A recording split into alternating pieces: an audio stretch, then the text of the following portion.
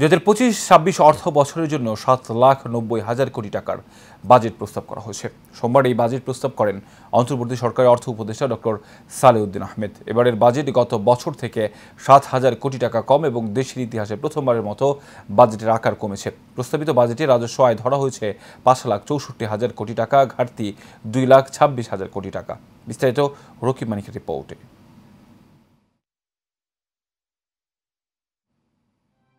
দেশের ইতিহাসে এই প্রথম কোনো বাজেট গেল অর্থ বছরের চেয়ে কম ঘোষণা করা হয়েছে।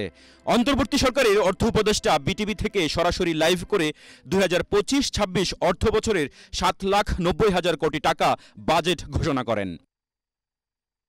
এবারের বাজেটে মূল্যস্ফীতি নিয়ন্ত্রণ, রাজস্ব আহরণ বৃদ্ধি, সামষ্টিক অর্থনীতির স্থিতিশীলতা ফিরিয়ে আনাকে সর্বোচ্চ অগ্রাধিকার দেওয়া হয়েছে। সামাজিক নিরাপত্তা ও গ্রামীণ অবকাঠামো উন্নয়নে জোর দেওয়া হয়েছে।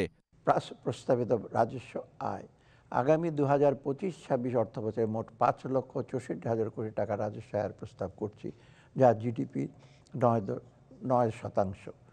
এর মধ্যে রাজস্ব বোর্ডের মাধ্যমে 4,99,000 কোটি টাকা এবং অন্যান্য উৎস হতে 65,000 কোটি টাকা সংগ্রহ করার প্রস্তাব করছি।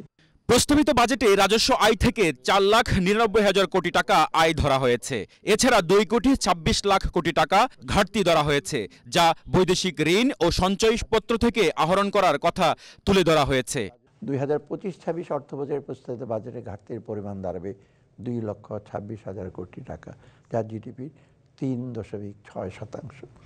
প্রস্তাবিত বাজেটে মোট ঘাটতির মধ্যে 1,25,000 কোটি টাকা অভ্যন্তরীণ উৎস হতে এবং 1,01,000 কোটি টাকা বৈদেশিক উৎস হতে নির্বাহ করার প্রস্তাব করছি।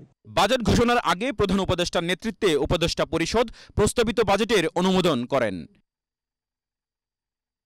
রকিব মানিক, এশিয়ান টেলিভিশন, ঢাকা।